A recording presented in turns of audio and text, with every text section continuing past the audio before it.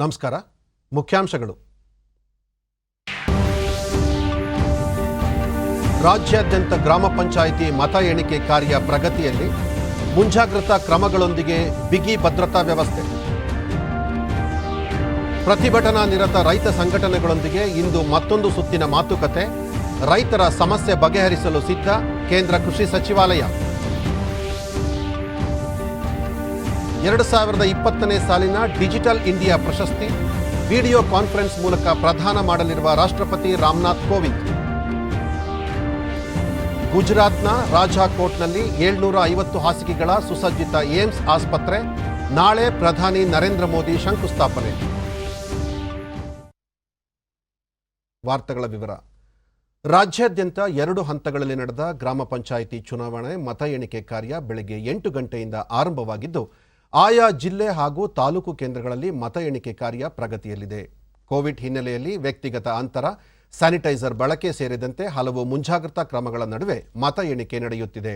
ಯಾವುದೇ ಅಹಿತಕರ ಘಟನೆ ನಡೆಯದಂತೆ ವ್ಯಾಪಕ ಬಂದೋಬಸ್ತ್ ಕೈಗೊಳ್ಳಲಾಗಿದೆ. ಇದೇ 22ರಂದು ನಡೆದ ಮೊದಲ ಹಂತದ ಚುನಾವಣೆಯಲ್ಲಿ 117 ತಾಲೂಕುಗಳಲ್ಲಿ 3019 ಗ್ರಾಮ ಪಂಚಾಯಿತಿಗಳ 43,238 ಸ್ಥಾನಗಳಿಗೆ ಮತದಾನ ನಡೆದಿತ್ತು. 4,377 ಸ್ಥಾನಗಳಿಗೆ ಅಭ್ಯರ್ಥಿಗಳು ಅವಿರೋಧವಾಗಿ ಆಯ್ಕೆಯಾಗಿದ್ದರು. 1,17,383 ಅಭ್ಯರ್ಥಿಗಳು ಅಂತಿಮ ಕಣದಲ್ಲಿದ್ದರು. ಮೊದಲ ಹಂತದ ಚುನಾವಣೆ ಶಾಂತಿಯುತವಾಗಿ ಮುಕ್ತಾಯಗೊಂಡು ಒಟ್ಟಾರೆ 82.13% ಮತದಾನವಾಗಿತ್ತು. ಕಳೆದ ಭಾನುವಾರ ನಡೆದ 2ನೇ ಹಂತದ ಚುನಾವಣೆಯಲ್ಲಿ 109 ತಾಲೂಕುಗಳ 2,709 ಗ್ರಾಮ ಪಂಚಾಯಿತಿಗಳ 39,378 ಸ್ಥಾನಗಳಿಗೆ ಮತದಾನ ನಡೆದಿತ್ತು. 3,697 ಅಭ್ಯರ್ಥಿಗಳು ಅವಿರೋಧವಾಗಿ ಆಯ್ಕೆಯಾಗಿದ್ದರು. ಉಳಿದ ಸ್ಥಾನಗಳಲ್ಲಿ 1,05,431 ಅಭ್ಯರ್ಥಿಗಳು ಅಂತಿಮ ಕಣದಲ್ಲಿದ್ದರು. ಈ ಹಂತದಲ್ಲಿ 80.71% ಮತದಾನವಾಗಿತ್ತು. ಗ್ರಾಮ ಪಂಚಾಯತ್ ಚುನಾವಣಾ ಮತ ಎಣಿಕೆ ಪ್ರಕ್ರಿಯೆ ಕುರಿತು ಬೆಳಗಾವಿಯ ನಮ್ಮ ಪ್ರತಿನಿಧಿ ರಾಜೇಶ್ ದೊಡ್ಡಮನಿ ನೇರ ಸಂಪರ್ಕದಲ್ಲಿದ್ದಾರೆ. ಬೆಳಗಾವಿಯಲ್ಲಿ ಗ್ರಾಮ ಪಂಚಾಯತ್ ಮತ ಎಣಿಕೆ ಪ್ರಕ್ರಿಯೆ ಹೇಗೆ ನಡೀತಾ ಇದೆ?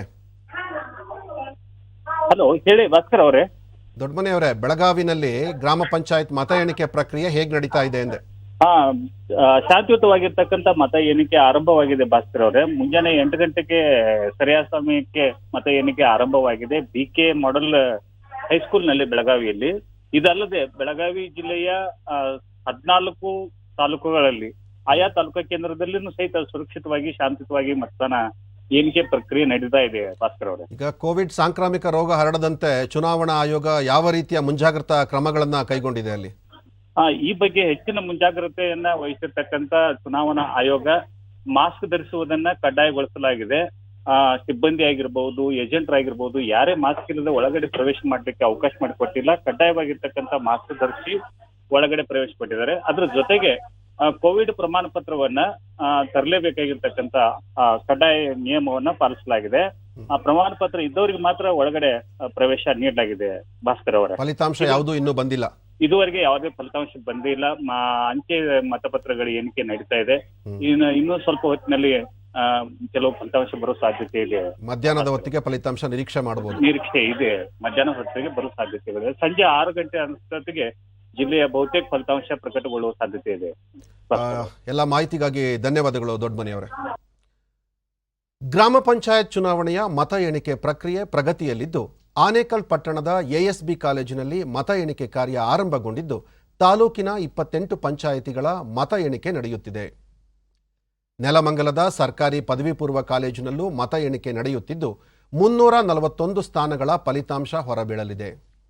ಶಿವಮೊಗ್ಗದ SS ರುದ್ರಪ್ಪ ರಾಷ್ಟ್ರೀಯ ಪದವಿ ಪೂರ್ವ ಕಾಲೇಜಿನಲ್ಲಿ ಮತ ಎಣಿಕೆ ಪ್ರಕ್ರಿಯೆಯಲ್ಲಿದ್ದು, ಅಭ್ಯರ್ಥಿಗಳು ಮತ್ತು ಬೆಂಬಲಿಗರು ಮತಕೇಂದ್ರದ ಮುಂಭಾಗದಲ್ಲಿ ಕಾತುರದಿಂದ ಫಲಿತಾಂಶಕ್ಕಾಗಿ ಎದುರು ನೋಡುತ್ತಿದ್ದಾರೆ.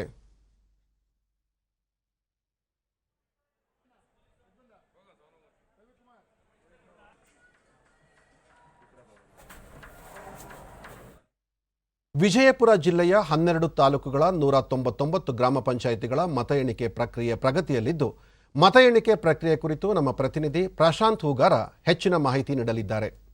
ಪ್ರಶಾಂತ್ ಹೂಗಾರ್.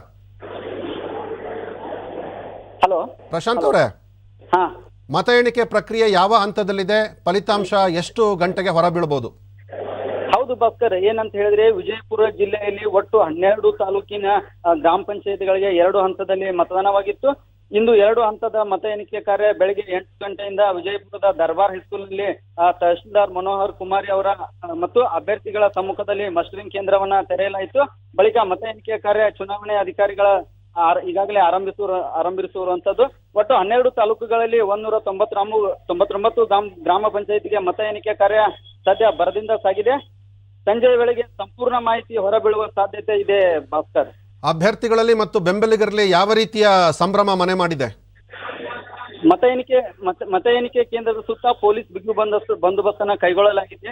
ಇಲ್ಲಿ ಅಭ್ಯರ್ಥಿಗಳಿಗೆ ಮತ್ತು ಇನ್ನಿತರ ಬೆಂಬಲಿಗರನ್ನ ಇಲ್ಲಿ ಒಳಗಡೆ ಅವಕಾಶ ಸಹ ಮಾಡಿಕೊಟ್ಟಿಲ್ಲ. ಒಟ್ಟಾರೆ ಜಿಲ್ಲೆಯಲ್ಲಿ 9,242 ಜನ ಅಭ್ಯರ್ಥಿಗಳ ಎದೆಯಲ್ಲಿ ಡವಡವ ಶುರುವಾಗಿರುವಂತದ್ದು. ಎಲ್ಲ ಮಾಹಿತಿಗಾಗಿ ವಂದನೆಗಳು ಪ್ರಶಾಂತ್. ಕೇಂದ್ರ ಕೃಷಿ ಕಾನೂನು ವಿರೋಧಿಸಿ ಪ್ರತಿಭಟನೆ ನಡೆಸುತ್ತಿರುವ ರೈತ ಸಂಘಟನೆಗಳೊಂದಿಗೆ ಕೇಂದ್ರ ಸರ್ಕಾರ ಇಂದು ಮತ್ತೊಂದು ಸುತ್ತಿನ ಮಾತುಕತೆಗೆ ಆಹ್ವಾನಿಸಿದೆ. ಸಂಯುಕ್ತ ಕಿಸಾನ್ ಮೋರ್ಚಾ ಸಂಘಟನೆಗೆ ಕೇಂದ್ರ ಕೃಷಿ ಸಚಿವಾಲಯ ಪತ್ರ ಬರೆದಿದ್ದು, ಪತ್ರದಲ್ಲಿ 3 ಕೃಷಿ ಕಾನೂನುಗಳು, ಎಂಎಸ್ಪಿ ಖರೀದಿ ಪ್ರಕ್ರಿಯೆ, ದೆಹಲಿ ಸುತ್ತಮುತ್ತಲಿನ ರಾಜ್ಯಗಳಲ್ಲಿ ಕೃಷಿ ತ್ಯಾಜ್ಯದಿಂದ ಉಂಟಾಗುತ್ತಿರುವ ವಾಯುಮಾಲಿನ್ಯ ಮತ್ತು ವಿದ್ಯುತ್ ಕಾಯ್ದೆ ಕುರಿತು ಚರ್ಚೆ ನಡೆಸಲು ಸರ್ಕಾರ ಮುಕ್ತ ಮನಸ್ಸು ಹೊಂದಿದ್ದು, ಈ ವಿವಾದವನ್ನು ಬಗೆಹರಿಸಲು ಸರ್ಕಾರ ಸಿದ್ಧವಿದೆ. ರೈತರಿಗೆ ಯಾವುದೇ ರೀತಿಯ ಅನ್ಯಾಯವಾಗಲು ಬಿಡುವುದಿಲ್ಲ ಎಂದು ಸರ್ಕಾರ ಈ ಪತ್ರದಲ್ಲಿ ತಿಳಿಸಲಾಗಿದೆ.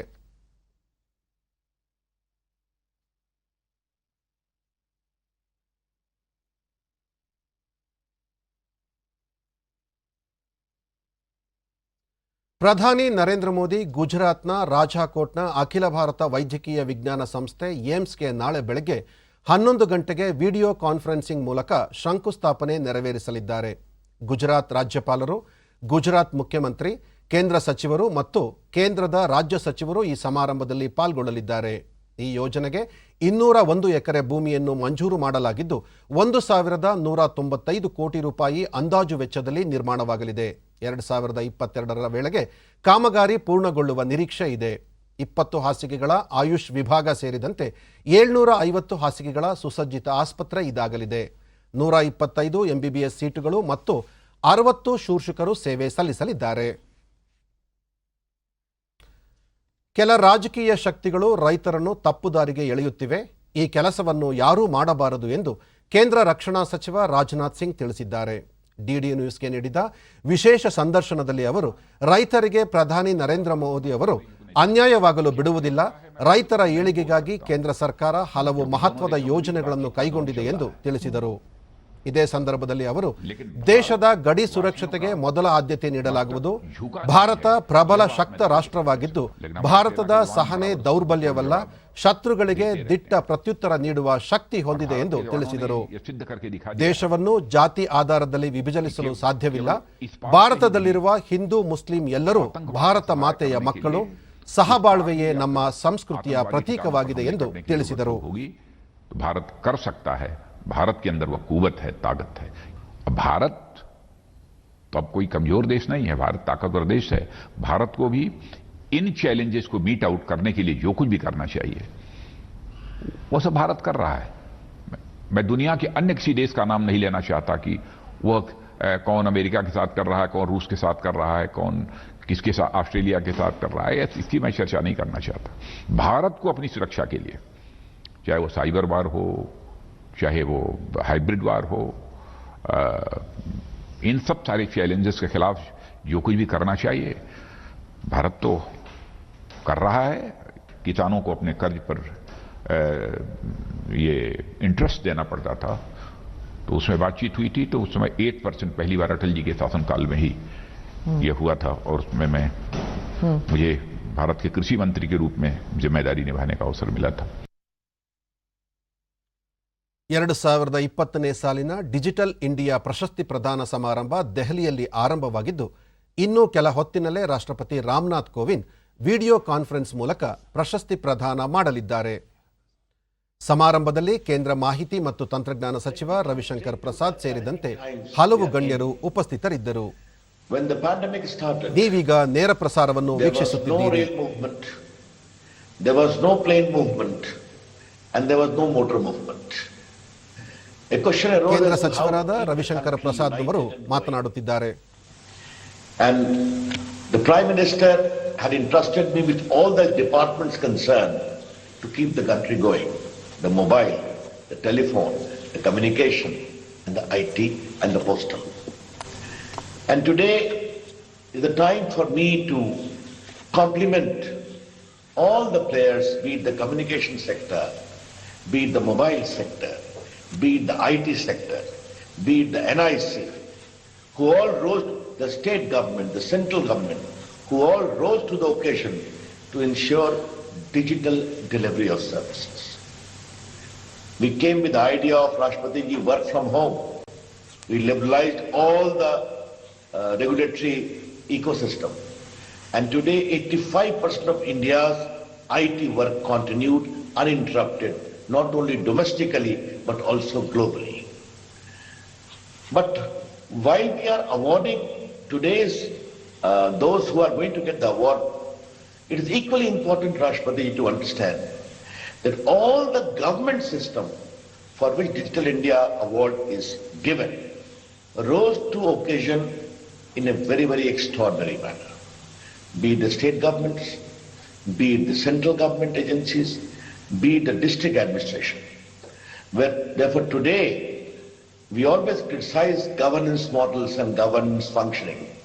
But today, as an IT minister, as a communication minister, in your kind presence, while Digital India Award is being given, I need to compliment all the unsung warriors who rose to the occasion.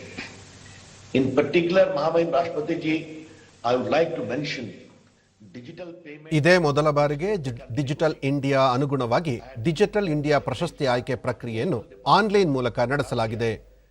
Digital ಕ್ಷೇತ್ರ ಉತ್ತೇಜಿಸಲು ದ್ವೈವಾರ್ಷಿಕ digital India ಪ್ರಶಸ್ತಿಯನ್ನು ಪ್ರದಾನ ಮಾಡಲಾಗುತ್ತಿದ್ದು 6ನೇ ಪ್ರಶಸ್ತಿ ಪ್ರದಾನ ಸಮಾರಂಭ ಇದಾಗಿದೆ. ಡಿಜಿಟಲ್ ಕ್ಷೇತ್ರದಲ್ಲಿ ವ್ಯಾಪಾರ ವಹಿವಾಟು ಮತ್ತು ಮಹತ್ವದ ಸಾಧನೆ ಮಾಡಿದವರನ್ನು ಪ್ರಶಸ್ತಿಗೆ ಆಯ್ಕೆ ಮಾಡಲಾಗಿದೆ. That nearly 9 crore farmers are being given Kisan Mandhan. ಇದೀಗ ನೇರ ಪ್ರಸಾರವನ್ನು ವೀಕ್ಷಿಸುತ್ತಿದ್ದೀರಿ. GSTN, whether it is healthcare, whether it is contract tracing.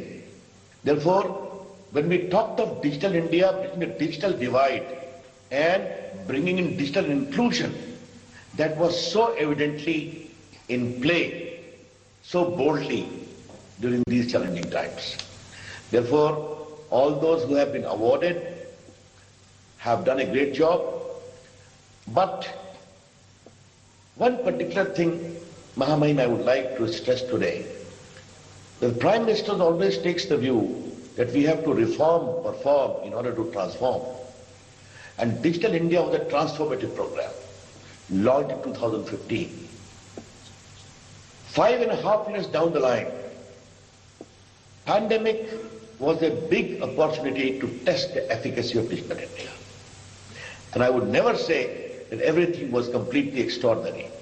But the Digital India ecosystem delivered very effectively and substantially. Therefore, with these words, I can only say that this is a journey only half begun. Today's award, in your kind presence, gives us the encouragement and dedication to work with greater conviction. With these words, Mahamahim Rashtrapati ji, again my namaskar and pranam to you. You have been always a guiding light to the IT initiative. I hope we'll continue to have that.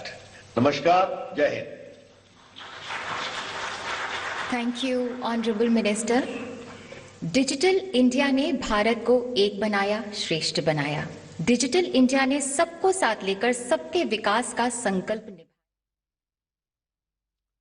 ಈಗ ಜಾಹೀರಾತು ನಂತರ ವಾರ್ತಾ ಪ್ರಸಾರ ಮುಂದುವರಿಯಲಿದೆ.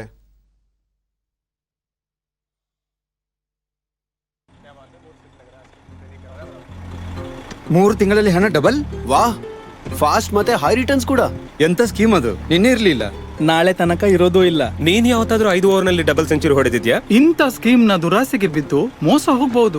RBI ಹೇಳ್ತಿದೆ, ನಿಮ್ಮ ಹಣ ಸುರಕ್ಷಿತವಾಗಿಡಿ, ಜಾಣತನದಿಂದ ಹೂಡಿಕೆ ಮಾಡಿ. ಹೆಚ್ಚು ರಿಟರ್ನ್ಸ್ ನ ಹಿಂದೆ ಓಡಿದ್ರೆ ರಿಸ್ಕ್ ಕೂಡ ಅಷ್ಟೇ ಹೆಚ್ಚಿರುತ್ತೆ. ಮತ್ತೆ ಫಾಸ್ಟ್ ರಿಟರ್ನ್ಸ್ ನಿಂದ ಬಚಾವಾಗಿ. ಫಾಸ್ಟ್ ಬಾಲಿಂಗ್ ನಿಂದಲೂ.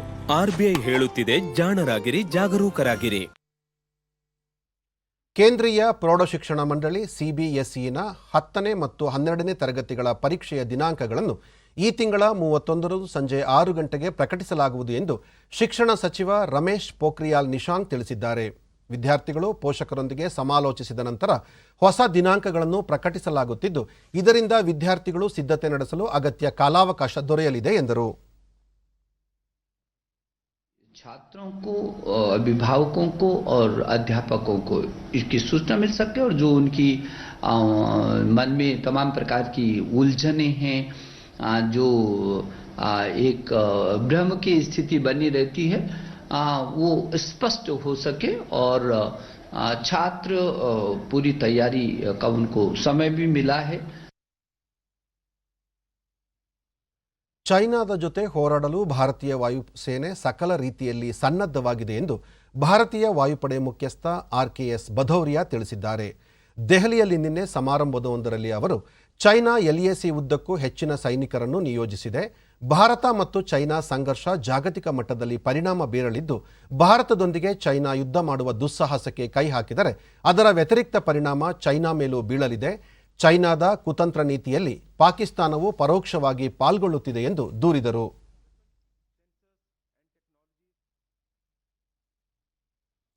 ಜನವರಿ 1ರಿಂದ SSLC ಮತ್ತು ದ್ವಿತೀಯ PUC ತರಗತಿಗಳು ಪ್ರಾರಂಭವಾಗಲಿವೆ ಎಂದು ಉಪಮುಖ್ಯಮಂತ್ರಿ ಡಾಕ್ಟರ್ CN ಅಶ್ವಥ್ ನಾರಾಯಣ ತಿಳಿಸಿದ್ದಾರೆ.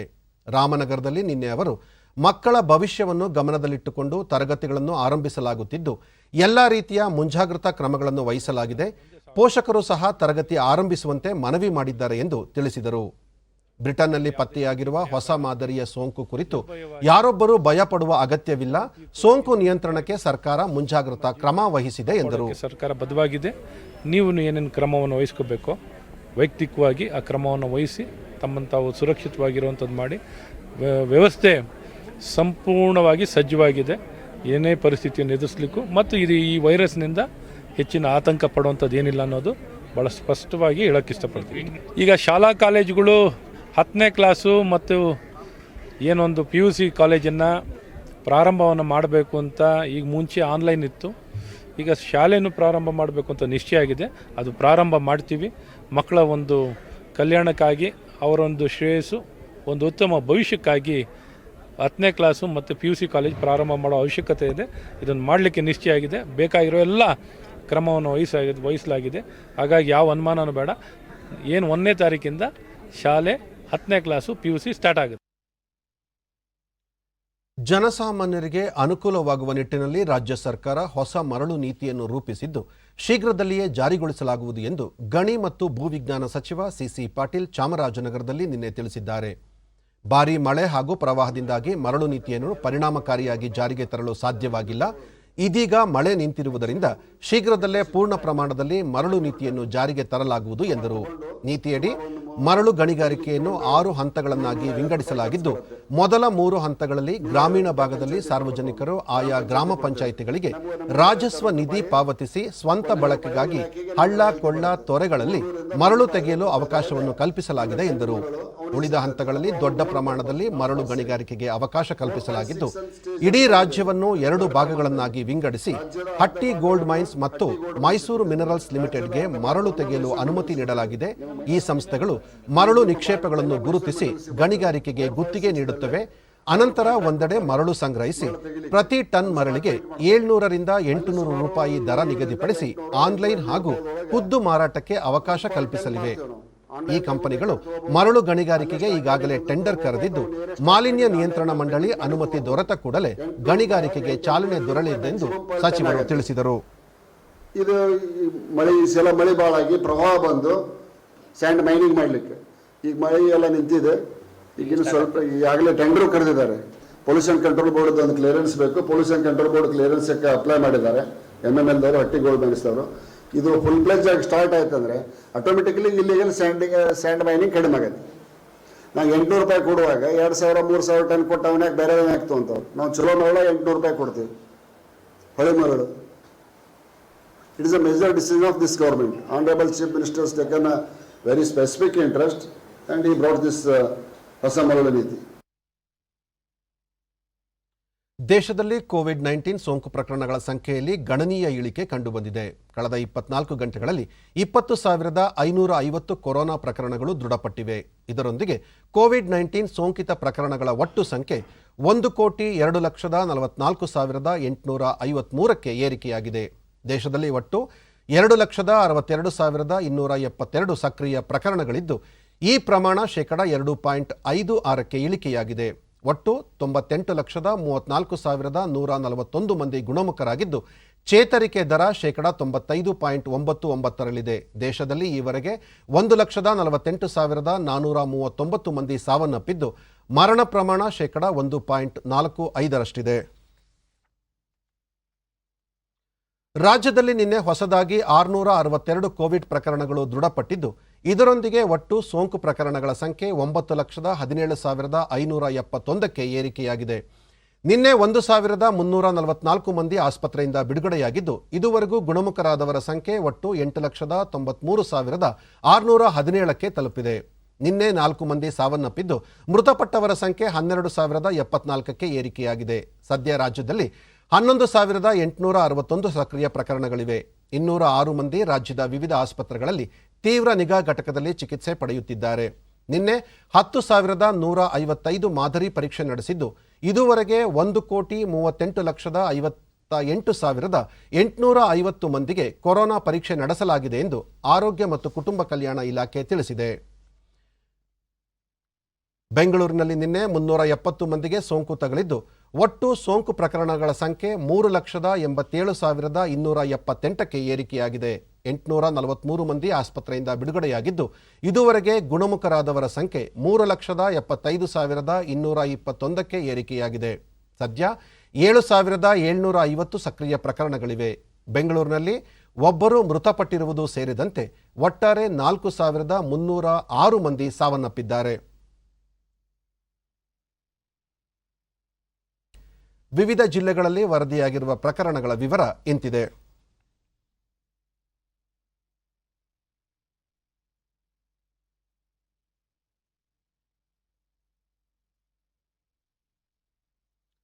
ಕೇಂದ್ರ ಸರ್ಕಾರದ ಮಹಿಳೆಯರಿಗೆ ರಕ್ಷಣೆ ನೀಡುವ ನಿರ್ಭಯ ಯೋಜನೆಯಡಿ ಚಿತ್ರದುರ್ಗದ ಪ್ರತಿಯೊಂದು ಠಾಣೆಗೂ ಸುಸಜ್ಜಿತ ದ್ವಿಚಕ್ರ ವಾಹನಗಳನ್ನು ಒದಗಿಸಲಾಗಿದೆ. ಜಿಲ್ಲೆಗೆ 23 ದ್ವಿಚಕ್ರ ವಾಹನಗಳು ಮಂಜೂರಾಗಿದ್ದು, ಈ ಪೈಕಿ ಮಹಿಳಾ ಹೆಲ್ಪ್ ಡೆಸ್ಕ್ ಹೊಂದಿದ ಠಾಣೆಗೆ 1 ಹಾಗೂ ಮಹಿಳಾ ಪೊಲೀಸ್ ಠಾಣೆಗೆ ತಲಾ 2 ಬೈಕ್ಗಳನ್ನು ವಿತರಿಸಲಾಗಿದೆ.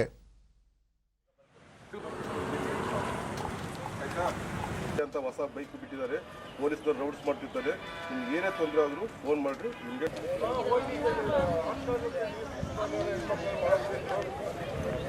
ಇವಾಗ ನಿರ್ಭಯ ವೆಹಿಕಲ್ಸ್ ಪ್ಲಸ್ ಡಿಡಿ ನ್ಯೂಸ್ನೊಂದಿಗೆ ವಿದ್ಯಾರ್ಥಿನಿ ಸಹಿದಾ ಬಿಬಿ ಅಜೀರಾ, ಸಮಾಜದಲ್ಲಿನ ಕೆಲ ಕಹಿ ಘಟನೆಗಳಿಂದ ಪೋಷಕರು ಹೆಣ್ಣು ಮಕ್ಕಳನ್ನು ಮನೆಯಿಂದ ಹೊರಗೆ ಕಳುಹಿಸಲು ಭಯಪಡುತ್ತಿದ್ದಾರೆ.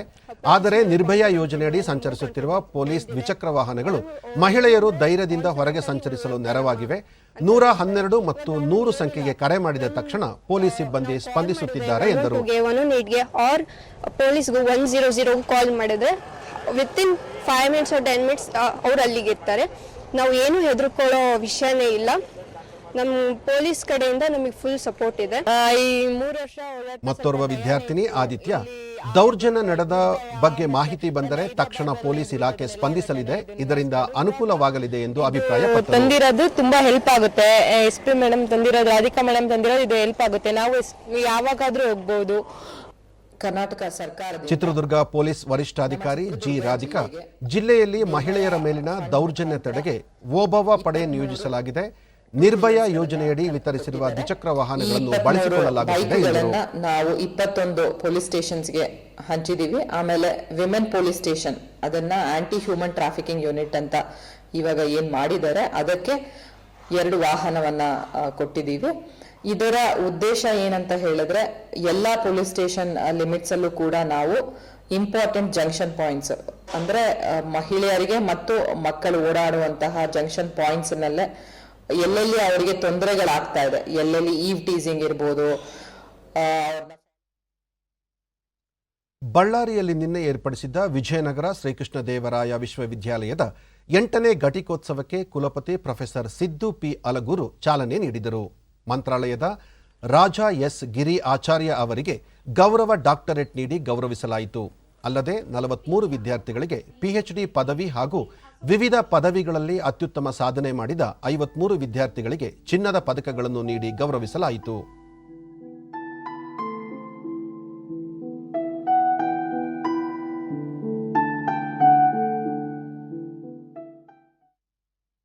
ಘಟಿಕೋತ್ಸವ ಭಾಷಣ ಮಾಡಿದ ವಿಶ್ವವಿದ್ಯಾಲಯದ ಧನಸಹಾಯ ಆಯೋಗದ ಕಾರ್ಯದರ್ಶಿ ಪ್ರೊಫೆಸರ್ ರಜನೀಶ್ ಜೈನ್ ಶ್ರೀಮಂತ ನಾಗರಿಕತೆಯ ಬಗ್ಗೆ ಬೆಳಕು ಚೆಲ್ಲಿದರು. And got accredited by National Assessment and Accreditation Council, which is a major milestone in the history of the university. ಕುಲಸಚಿವೆ ಪ್ರೊಫೆಸರ್ ತುಳಸಿ ಮಾಲಾ, ಕಳೆದ ವರ್ಷ ನಮ್ಮ ವಿಶ್ವವಿದ್ಯಾಲಯಕ್ಕೆ ನ್ಯಾಕ್ ಮಾನ್ಯತೆ ದೊರೆತಿರುವುದು ಅತಿ ದೊಡ್ಡ ಮೈಲುಗಲ್ಲು ಆಗಿದೆ. ಇದರಿಂದ ವಿಶ್ವವಿದ್ಯಾಲಯ ಶೈಕ್ಷಣಿಕ ಹಾಗೂ ಸಂಶೋಧನಾ ಕಾರ್ಯಗಳಿಗೆ ಹೊಸ ರೂಪ ತಂದುಕೊಟ್ಟಿದೆ ಎಂದು ಹೇಳಿದರು. ಮತ್ತು ದೊಡ್ಡ ದೊಡ್ಡ ಸಾಧು ಸಂತರ ಇವರುಗಳನ್ನ ಅವರ ಸಾಧನೆಗಳನ್ನು ಪರಿಗಣಿಸಿ ಈ ತರಹದ ಒಂದು ಗೌರವ ಡಾಕ್ಟರೇಟ್ ಪಡೆದ ರಾಜಾ ಎಸ್ ಗಿರಿ ಆಚಾರ್ಯ ಮಂತ್ರಾಲಯದಲ್ಲಿ ರಾಘವೇಂದ್ರ ಸ್ವಾಮಿಗಳ ಹೆಸರಿನಲ್ಲಿ ವಿಶ್ವವಿದ್ಯಾಲಯವೊಂದನ್ನು ಸ್ಥಾಪಿಸಲು ಉದ್ದೇಶಿಸಲಾಗಿದೆ ಎಂದರು. ಡಿಡಿ ನ್ಯೂಸ್ನೊಂದಿಗೆ ಎಂಎ ಕನ್ನಡದಲ್ಲಿ 2 ಚಿನ್ನದ ಪದಕ ಗಳಿಸಿದ ಕೊಪ್ಪಳ ಜಿಲ್ಲೆಯ ಮಾದನೂರಿನ ಸರೋಜ ಭವಿಷ್ಯದಲ್ಲಿ ಶಿಕ್ಷಕರಾಗಬೇಕೆಂಬ ಮಹದಾಸದೊಂದಿಗೆ ಶ್ರಮಪಟ್ಟು ಕಲಿತು ಸಾಧನೆ ಮಾಡಿದೆ ಎಂದರು.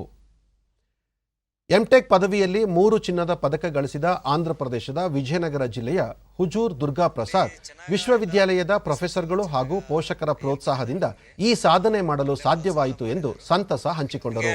ನಮ್ಮಪ್ಪ ನಮ್ಮ ಅಮ್ಮ ಕೂಡ ಹಂಗೆ ಪ್ರೋತ್ಸಾಹ ಮಾಡಿದ್ದಾರೆ sir. It's A very good subject sir. Professors ಕೂಡ ತುಂಬಾ ಚೆನ್ನಾಗಿ ಪಾಠ ಮಾಡ್ತಾರೆ ಸರ್. ಅಲ್ಲಿ ವಿಶ್ವ ಹಿಂದೂ ಪರಿಷತ್ ಹಾಗೂ ಬಜರಂಗ ದಳದ ವತಿಯಿಂದ ನಿನ್ನೆ ಚಿಕ್ಕಮಗಳೂರು ಜಿಲ್ಲೆ ಇನಾಂ ದತ್ತಾತ್ರೇಯ ಪೀಠದಲ್ಲಿ ಆಯೋಜಿಸಿದ್ದ ದತ್ತ ಜಯಂತಿ ಕಾರ್ಯಕ್ರಮದಲ್ಲಿ ಪೂಜಾ ಕೈಂಕರ್ಯಗಳು ನೆರವೇರಿದವು. ಬಿಜೆಪಿ ರಾಷ್ಟ್ರೀಯ ಪ್ರಧಾನ ಕಾರ್ಯದರ್ಶಿ ಸಿಟಿ ರವಿ, ರಾಜ್ಯ ಬಿಜೆಪಿ ಅಧ್ಯಕ್ಷ ನಳಿನ್ ಕುಮಾರ್ ಕಟೀಲ್ ಸೇರಿದಂತೆ ಹಲವು ಮಾಲಾಧಾರಿಗಳು ದೇವರ ದರ್ಶನ ಪಡೆದು ಇರುಮುಡಿ ಅರ್ಪಿಸಿದರು.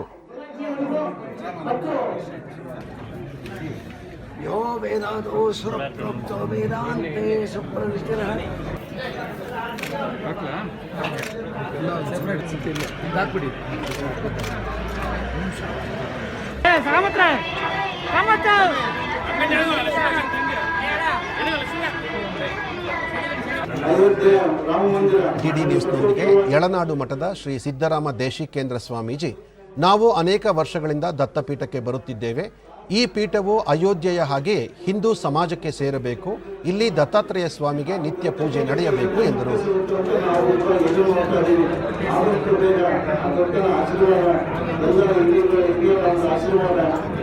ರಾಜ್ಯದ ನೇತಾರರ ಒಂದು ಪ್ರಯತ್ನದಿಂದ ಎಲ್ಲರೂ ದತ್ತಪೀಠದಲ್ಲಿ ನಿತ್ಯ ನಿರಂತರವಾಗಿ ಪೂಜೆ ಸಲ್ಲಿಸತಕ್ಕಂಥ ಅವಕಾಶ. ಸಿಟಿ ರವಿ, ಈ ಬಾರಿ ಸರಳ ದತ್ತ ಜಯಂತಿ ಆಯೋಜಿಸಲಾಗಿತ್ತು. ಆದರೂ ಅಪಾರ ಪ್ರಮಾಣದ ಭಕ್ತರು ಭೇಟಿ ನೀಡಿ ದೇವರ ದರ್ಶನ ಪಡೆದಿದ್ದಾರೆ. ಇದು ದತ್ತಾತ್ರೇಯ ಸ್ವಾಮಿಯ ಮೇಲೆ ಇಟ್ಟಿರುವ ಭಕ್ತಿಯನ್ನು ತೋರಿಸುತ್ತದೆ ಎಂದರು. ಜನಸಮೂಹದ ಭಾಗ ಅನ್ನುವಂಥ ಒಂದು ಸಾಮರ್ಥ್ಯದ ಪ್ರದರ್ಶನವನ್ನು ಜನಸಮೂಹ ನಿನ್ನೆ ಶಾಂತಿಯುತವಾಗಿ ಮಾಡಿದ್ದಾರೆ. ಹಾಗೆ ಇವತ್ತು ಈ ವರ್ಷದ ದತ್ತ ಜಯಂತಿಯ ಅಂತಿಮ ದಿನ. ಈ ಬಾರಿ ಹೆಚ್ಚು ದತ್ತ ಭಕ್ತರು ಬರಬೇಕು ಅನ್ನುವಂಥ ಅಪೇಕ್ಷೆ ಇರಲಿಲ್ಲ. ಸಂಕಷ್ಟದ ನಡುವೆ ಪ್ರಮುಖರು ಮಾತ್ರ ದತ್ತಮಾಲೆಯನ್ನು ಧರಿಸಿ ಬರಬೇಕು ಅನ್ನುವಂಥ ಸಂಘಟನೆಯ ಸೂಚನೆ ಇದ್ದಾಗಲೂ ಕೂಡ ಹೆಚ್ಚಿನ ಪ್ರಮಾಣದಲ್ಲಿ ದತ್ತಮಾಲೆಯನ್ನು ಧರಿಸಿ ಮಾಲಾಧಾರಿಗಳು ಇವತ್ತು ಬಂದು ದರ್ಶನ ಪಡಿತಾ ಇದ್ದಾರೆ. ಈಗ ಇಂದಿನ ಪತ್ರಿಕೆಗಳ ಇಣುಕು ನೋಟ. ಬ್ರಿಟನ್ ವೈರಸ್ ಭಯ ಬೇಡ, ಬೆಂಗಳೂರಿನ 3 ಸೇರಿ ಭಾರತದ 6 ಮಂದಿಯಲ್ಲಿ ರೂಪಾಂತರಿ, ಆತಂಕ ಅನಗತ್ಯವೆಂದ ತಜ್ಞರು, ಎಚ್ಚರದಿಂದ ಇರಲು ಸೂಚನೆ. ಡಿಸೆಂಬರ್ 9ರಿಂದ 22ರ ಅವಧಿಯಲ್ಲಿ ಬ್ರಿಟನ್ನಿಂದ ಬಂದವರಿಗೆ ತಪಾಸಣೆ, ಡಿಎನ್ಎ ಪರೀಕ್ಷೆ ಕಡ್ಡಾಯ. ಮತ್ತೆ ರಾಜ್ಯದಲ್ಲಿ ಲಾಕ್ಡೌನ್ ನೆರಳು, ಬೆಂಗಳೂರಿನ ಅಪಾರ್ಟ್ಮೆಂಟ್ ಸೀಲ್ ಡೌನ್. ಹಳ್ಳಿ ಫೈಟ್ಗೆ ಇಂದು ರಿಸಲ್ಟ್. 6ರ ಹೊತ್ತಲ್ಲಿ ಕೇಂದ್ರದ ಹೊತ್ತಗೆ 370 ವಿಧಿ ರದ್ದು, ಶಿಕ್ಷಣ ನೀತಿ ಸೇರಿ ಹಲವು ಸಾಧನೆ ಕುರಿತು ಶೀಘ್ರ ಮಾಹಿತಿ. ಇವು ಇಂದಿನ ಪತ್ರಿಕೆಗಳ ಪ್ರಮುಖ ಸುದ್ದಿ. ಉಳಿದಂತೆ ಕೊರೋನಾ ದಾಖಲೆಯ ಇಳಿಕೆ, ದೇಶದಲ್ಲಿ 6 ತಿಂಗಳ ಕನಿಷ್ಠ ಮಟ್ಟಕ್ಕೆ ಇಳಿಕೆಯಾದ ವೈರಸ್.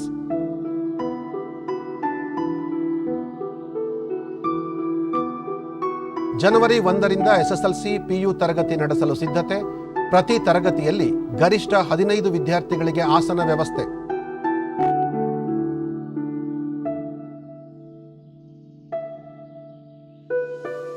ಇಂದು ರೈತರ ಜೊತೆ ಕೇಂದ್ರದ ಮಾತುಕತೆ. ಹೊಸ ವರ್ಷ, ಕೆಲ ರಸ್ತೆಗಳಲ್ಲಿ ಸಂಚಾರ ನಿರ್ಬಂಧ. ರಾಜಧಾನಿಯ 45 ಮೇಲು ಸೇತುವೆಗಳ ಮೇಲೆ ಸಂಚಾರ ಬಂದ್. ವರ್ಷಾಂತ್ಯಕ್ಕೆ ಗೆಲುವಿನ ಗಿಫ್ಟ್. ಮೊದಲ ಟೆಸ್ಟ್ನಲ್ಲಿ ಟೀಂ ಇಂಡಿಯಾಗೆ 8 ವಿಕೆಟ್ ಸೋಲು. ಎರಡನೇ ಟೆಸ್ಟ್ನಲ್ಲಿ ಆಸೀಸ್ಗೆ 8 ವಿಕೆಟ್ನಿಂದಲೇ ಸೋಲಿನ ಪೇಯ್ನ್. ಕೊನೆಯಲ್ಲಿ ಮತ್ತೊಮ್ಮೆ ಮುಖ್ಯಾಂಶಗಳು. ರಾಜ್ಯಾದ್ಯಂತ ಗ್ರಾಮ ಪಂಚಾಯಿತಿ ಮತ ಎಣಿಕೆ ಕಾರ್ಯ ಪ್ರಗತಿಯಲ್ಲಿ, ಮುಂಜಾಗ್ರತಾ ಕ್ರಮಗಳೊಂದಿಗೆ ಬಿಗಿ ಭದ್ರತಾ ವ್ಯವಸ್ಥೆ. ಪ್ರತಿಭಟನಾ ನಿರತ ರೈತ ಸಂಘಟನೆಗಳೊಂದಿಗೆ ಇಂದು ಮತ್ತೊಂದು ಸುತ್ತಿನ ಮಾತುಕತೆ. ರೈತರ ಸಮಸ್ಯೆ ಬಗೆಹರಿಸಲು ಸಿದ್ಧ, ಕೇಂದ್ರ ಕೃಷಿ ಸಚಿವಾಲಯ. 2020ನೇ ಸಾಲಿನ ಡಿಜಿಟಲ್ ಇಂಡಿಯಾ ಪ್ರಶಸ್ತಿ ವಿಡಿಯೋ ಕಾನ್ಫರೆನ್ಸ್ ಮೂಲಕ ಪ್ರದಾನ ಮಾಡಲಿರುವ ರಾಷ್ಟ್ರಪತಿ ರಾಮನಾಥ್ ಕೋವಿಂದ್. ಗುಜರಾತ್ನ ರಾಜ್ಕೋಟ್ನಲ್ಲಿ 750 ಹಾಸಿಗೆಗಳ ಸುಸಜ್ಜಿತ ಏಮ್ಸ್ ಆಸ್ಪತ್ರೆ. ನಾಳೆ ಪ್ರಧಾನಿ ನರೇಂದ್ರ ಮೋದಿ ಶಂಕುಸ್ಥಾಪನೆ. ನಮ್ಮ ವಾರ್ತಾ ಪ್ರಸಾರವನ್ನು ನೀವು ಡಿಡಿ ಚಂದನ ನ್ಯೂಸ್ ಯೂಟ್ಯೂಬ್ ಚಾನೆಲ್ನಲ್ಲೂ ವೀಕ್ಷಿಸಬಹುದು. ನಮ್ಮ ಮುಂದಿನ ವಾರ್ತಾ ಪ್ರಸಾರ ಮಧ್ಯಾಹ್ನ 1 ಗಂಟೆಗೆ ಡಿಡಿ ಚಂದನದಲ್ಲಿ. ನಮಸ್ಕಾರ.